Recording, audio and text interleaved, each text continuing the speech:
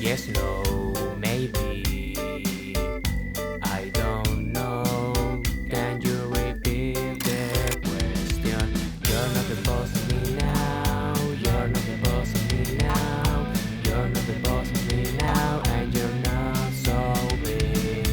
You're not the boss of me now. You're not the boss of me now. You're not the boss of me now. And you're not so big. A Caray, donde tocamos temas de la revista, de nuestra segunda versión de la revista con ese mismo nombre, que abarcamos temas de todo tipo, desde lo social hasta lo cultural. En este último capítulo, creo que es el último capítulo ya, presentaremos el último tópico a tocar que tocamos en la revista, que se llama evolución de la música. Un tema igual artístico para nuestro liceo experimental artístico que se basa más en la música.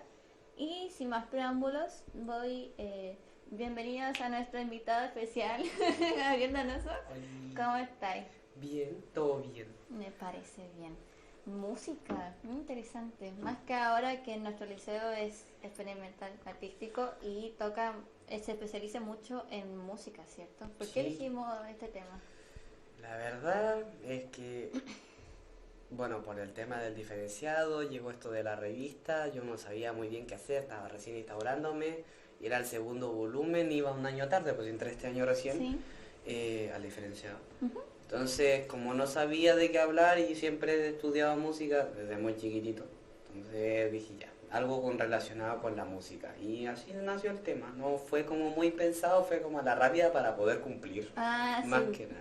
Sí, porque la evolución de la música es uno de los temas más serios que hemos tocado en la revista junto con Ellas Verde. Por eso te lo preguntaba, porque también tiene relación con que, claro, dijiste tú que viviste con la música finalmente, ¿cierto? Ujú. Así que eso tiene mucho que decir. Empecemos entonces preguntando el tópico que más tocaste ahí, que sería la música comercial. Ya. A ver, la música comercial no tiene como a ciencia cierta una definición concreta, sino es como la definición que le dan las personas en general. Por norma general se entiende como música comercial aquella música que está hecha con el único propósito o como con propósito principal el vender a las personas. Entonces para esto se ocupan distintos tipos de fórmulas o distintos tipos de técnicas para que a la gente se le quede pegada y consuma la misma música todo el rato. Más que nada es eso en síntesis. Como que se forma un bucle así como entre líneas, por así decirlo, en cada canción que se genera, o algo así. No es eso, es, sino que básicamente después de tanto estudio del ser humano, las productoras, músicos en general, detectaron qué es lo que más les llama la atención, qué es lo que más pide el oído humano y ocupando esa fórmula, cualquier cosa que uno haga le va a sonar bien, entonces va a vender. Entonces con el fin de básicamente vender mucho una canción o un tema en general.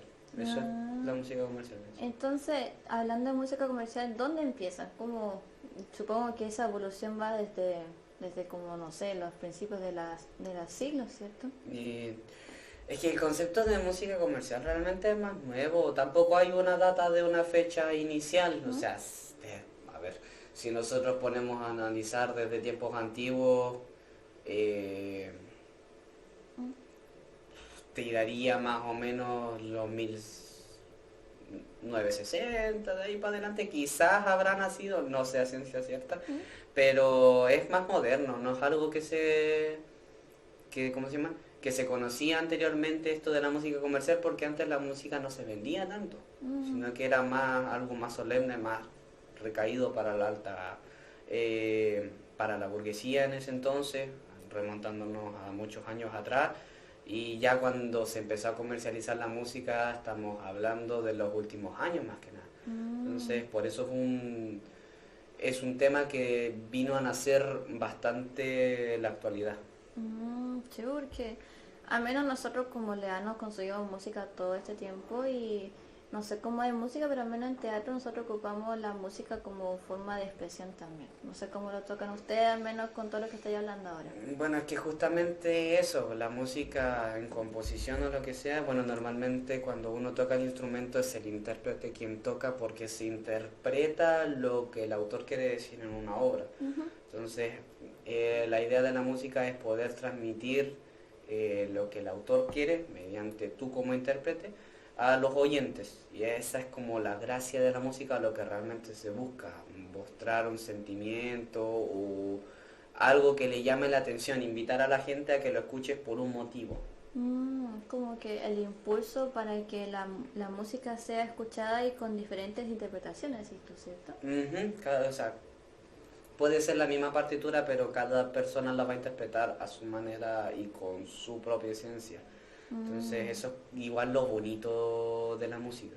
Sí, como en general es como apto para todos y se puede interpretar de cualquier forma y no tiene ningún impacto negativo, por así decirlo, ¿cierto? No debería.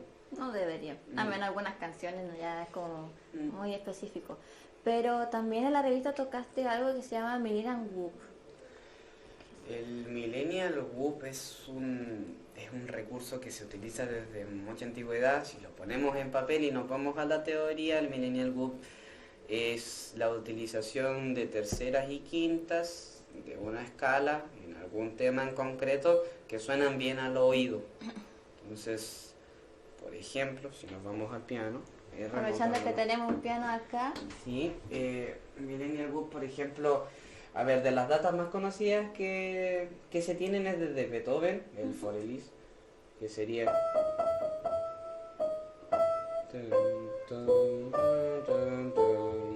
Esta tercera quinta siempre va a sonar bien al oído.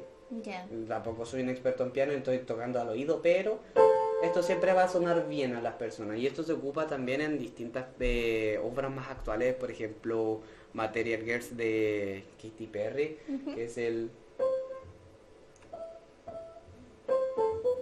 ¿Cómo era?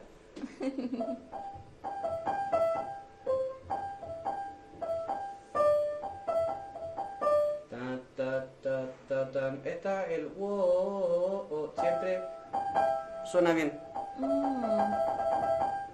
Nunca va a haber, de hecho también se ve eso mucho en la música popular, que la música, o la más actual, la música pop, nunca te va a ocupar acordes que son, a veces que suenan feos. Por ejemplo, normalmente siempre se van a mover en acordes mayores, en quintas, entonces por ejemplo, un do y acá un sol. Que nunca van a sonar mal el uno con el otro, a diferencia de las épocas más antiguas que por ejemplo te hacían acordes con segundas menores, que eso suena al tiro feo al oído, por ejemplo. Como que no encaja, de algún modo. Ajá, son sonidos que son, frecuencias que son molestas al oído. Entonces el Millennial Whoop es la utilización de frecuencias que sí son agradables y que por fórmula siempre van a funcionar. Y eso tiene que ver directamente con la música comercial entonces. Claro, es de las muchas técnicas que ocupan. Ya. Entonces, ¿también tiene que ver con temas de tecnicismo como la armonía, como el ritmo y todo eso? A ver, la armonía y el ritmo, bueno, sí podría verse de la armonía. De los ritmos se puede hablar un poco más. A ver, lo que pasa es que los ritmos son como un mundo más aparte. De hecho, el reggaetón tiene un ritmo súper difícil y de todas partes se puede aprender. Pero normalmente los ritmos son tum, ta, ta. Y es como lo más común y que siempre es un ritmo base que siempre va a funcionar en cualquier tipo de canción o en la mayoría de las canciones. Ahora si lo vamos al armónico sí nos sirve el Millennial Whoop.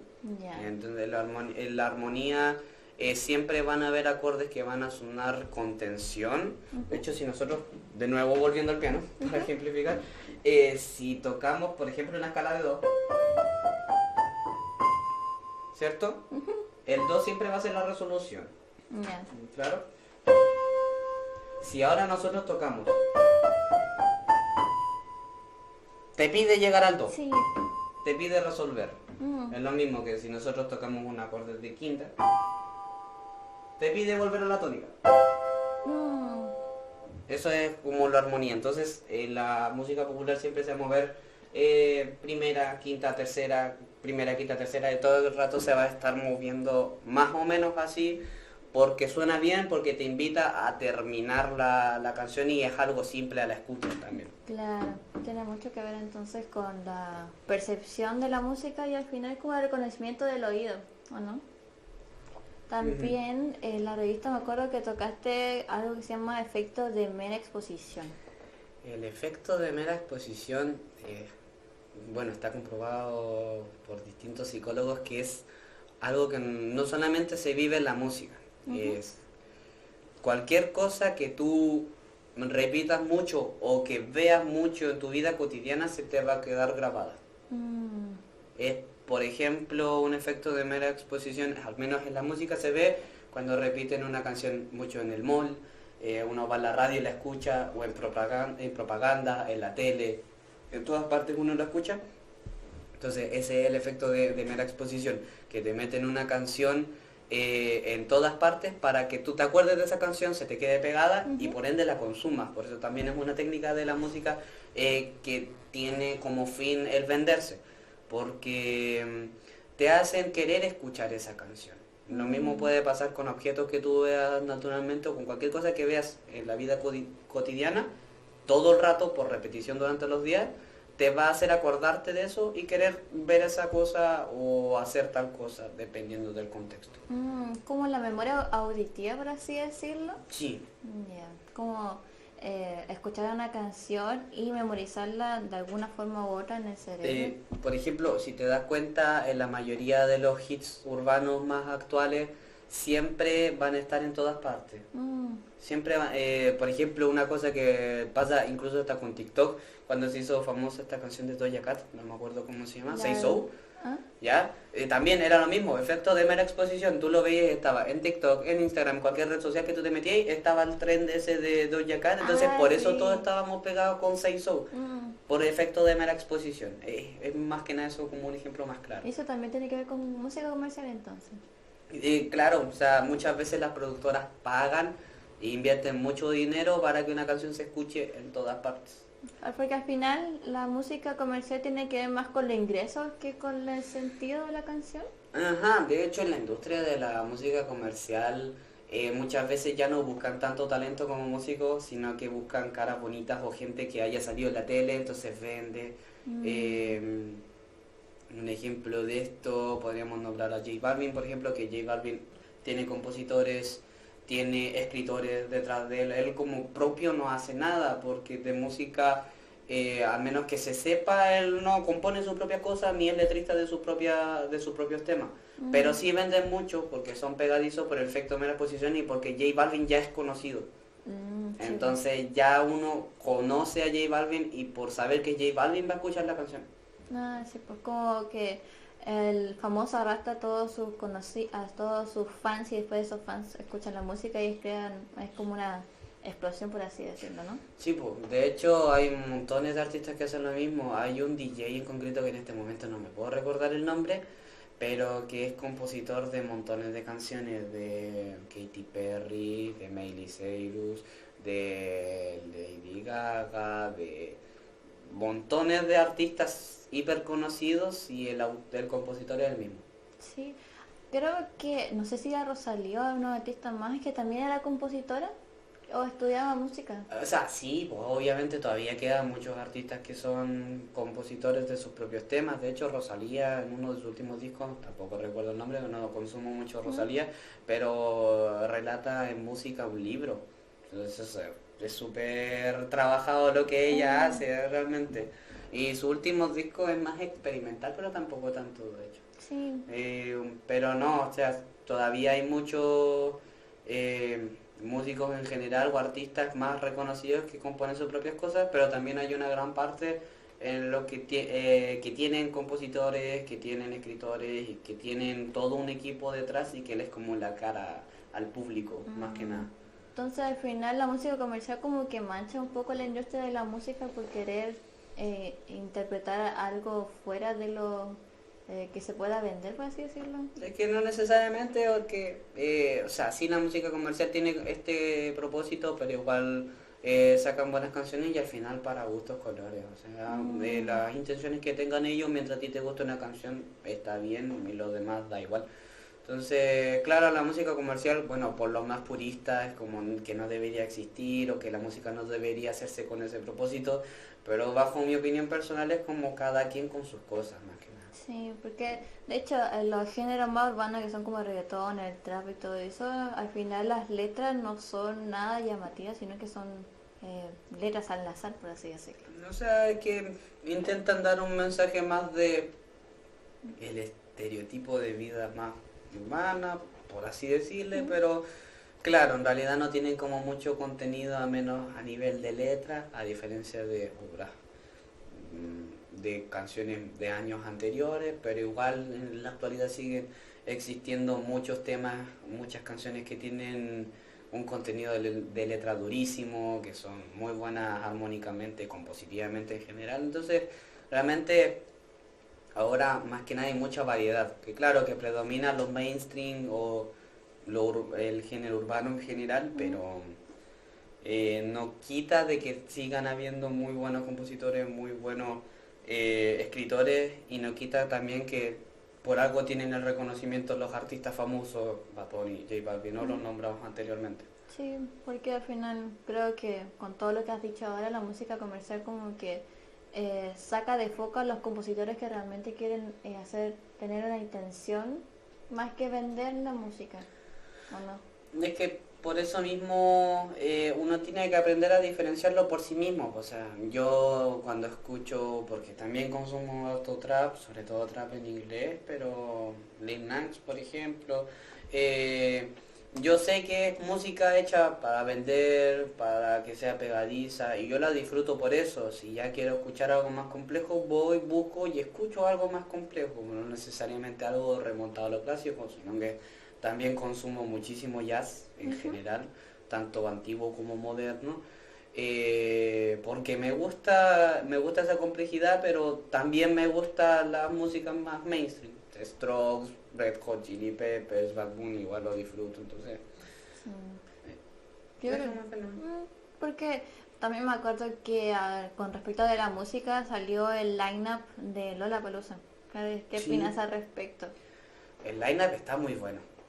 Está muy bueno porque tiene muchísima variedad de montones de artistas que se escuchan en la actualidad. O sea, obviamente el Lollapalooza siempre va a ir al mainstream y va a traer los artistas más escuchados. Claro. Pero nunca había traído tanta variedad de artistas tan escuchados. Es como todo lo que se escucha actualmente es lo que trae el Lollapalooza de al menos Chile, el 2023.